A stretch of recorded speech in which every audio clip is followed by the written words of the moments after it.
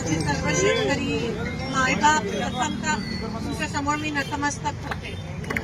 माझ्या देशातले शेतकरी अडचणीत असताना उष्माघाताच्यामुळे अनेक जणांचा मृत्यू होत असताना या पार्श्वभूमीवर तुम्ही गेले 6 दिवस इकडे उपोषणावर बसला आहात, ही आपल्या महाराष्ट्राला काळीमा फासणारी गोष्ट आहे। या देशाचा, या महाराष्ट्राचा कणा, माझा शेतकरी मायबाप काही पाणी न पिता, काही अन्नाचा एक त्या ठिकाणी काही न खाता इथे बसलाय आणि सरकारला ह्याचा अजिबात जाणीव नाहीये ह्याची, त्या गोष्टीचा मी निषेध करते।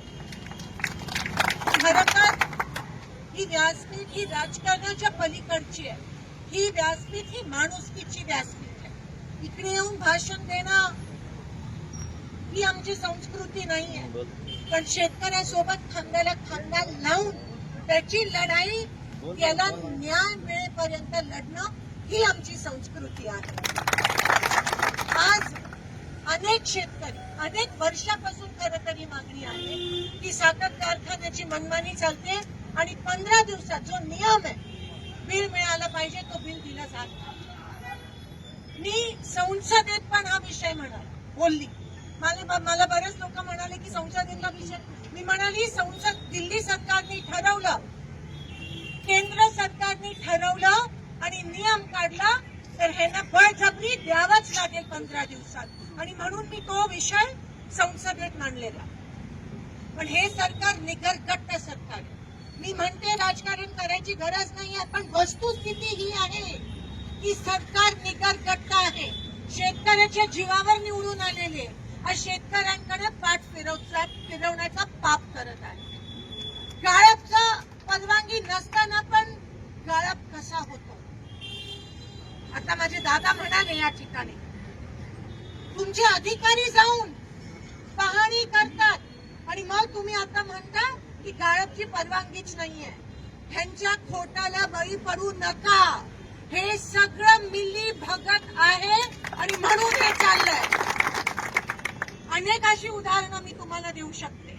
ह्यांच्या सगळ्यांच्या देखरेखीत हे होत आहे, हा अन्याय शेतकऱ्यांवर होत आहे। शेतकऱ्यांच्या पोटावर पाय देण्याचा पाप ही लोक वरपासून खालपर्यंत करत आहेत। हे जे पकडले जात आहेत ते छोटे मासे आहेत, करणारा कुठे बसलाय? मंत्रालयात बसलाय। वरपासून खालपर्यंत पैसे कमवण्यासाठी किती 136 कोटीचा सब गोलमाल है आपल्याला या ठिकाणी दिसून येत आहे। तुमची लढाई मी वैयक्तिकरित्या व्यर्थ जाऊ देणार नाही। मी लढते, मी लढते ना, मी सत्तेसाठी राजकारणात आली ना मशीनमुळे इलेक्शन जर जिंकली असेल आजपर्यंत इलेक्शन तर तुमच्या कृपेमुळे जिंकली आहे, प्रत्येक शेतकरी प्रत्येक कामगारामुळे। आणि मी जर तुमच्यासाठी लढली नाही तर ती माझ्या हातून सर्वात मोठी चूक होईल, सर्वात मोठं पाप, आणि ती माझी संस्कृतीच नाहीये।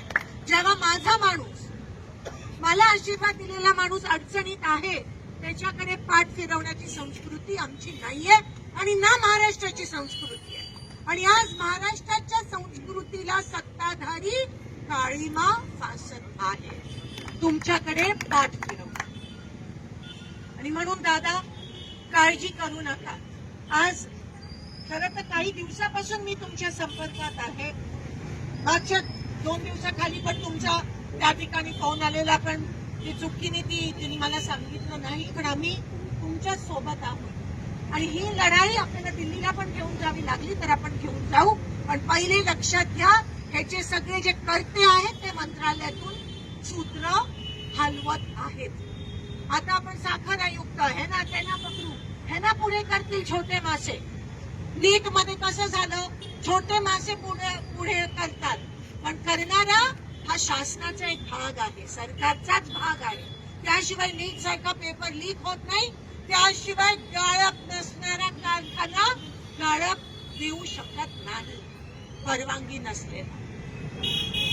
आणि म्हणून हा खूप मोठा भ्रष्टाचार तुम्ही उघडकीस पाडलाय तुमच्या लढाईला आम्ही व्यर्थ जाऊ देणार नाही. आज माझे 3-4 बंधू हे उष्माघातामुळे सिव्हिल मध्ये आहेत, माझी लोक तिकडे आहेत. मी पण थोड्या वेळात तिथे जाते, त्यांना काही होऊ देणार नाही, कारण का त्यांच्या मागे तुमची हिंमत आहे, तुमची ताकद आहे. आपण सगळे आहोत, काही होणार नाही. पण ही लढाई आपली खूप, हा एक प्रकारचा उद्रेक तुमच्यामधून दिसून येतो, एक प्रकारचा या ठिकाणी क्रांती तुमच्यातून दिसून येते. आपण दोघंही एका बाजूचे नाण्याचे एकच बाजू आहोत आणि दुसऱ्या आपल्या विरोधात तुमच्यावर अन्याय करणारी लोक आहेत. आणि म्हणून मी तुम्हाला शब्द देते की हे बिल, हे पैसे तुम्हाला ताबडतोब मिळाले पाहिजेत. यासाठी आपण लढाई लढणार आहोत. या लढाईनी एक आक्रमक वळण जरी घेतलं तर आपण तयार राहायला पाहिजे. रस्त्यावरची लढाई आपण लढत आहोत. माझे शेतकरी मायबाप, एकीकडे खताचे भाव वाढले, दुसरीकडे डिझेल नाहीये, दुसरीकडे पाणी सोडायची बोंब आहे, तिसरीकडे पीक विमा मिळत नाही आणि आता दुष्काळात 13वा महिना. तर संकट माझ्या शेतकऱ्यावर अन्नाचा पाप या सरकारने केला आहे, त्याचा निषेध मी करते. तुमची लढाई मी खांद्याला खांदा सोबत तुमच्या सोबत लढून या लढाईला न्याय मिळण्याशिवाय मी गप्प बसणार नाही. एवढं तुम्हाला एक तुमची बहीण म्हणून शब्द देते आणि तुम्हाला साथ देते. सरकारचा निषेध करून इथेच थांबते दादा. आणि ह्यापुढे जे काही पावलं घ्यायचे ते मी व्यवस्थित तुम्ही आपण नियोजनबद्ध या लढाईचं नियोजन पूर्ण आपण करूयात आणि त्या पद्धतीतच प्रत्येक पाऊल घेत राहूया. तुम्हाला तुमच्या या कष्टाला आम्ही व्यर्थ जाऊ देणार नाही हा शब्द घेऊन इथेच थांबते. धन्यवाद. जय हिंद, जय महाराष्ट्र.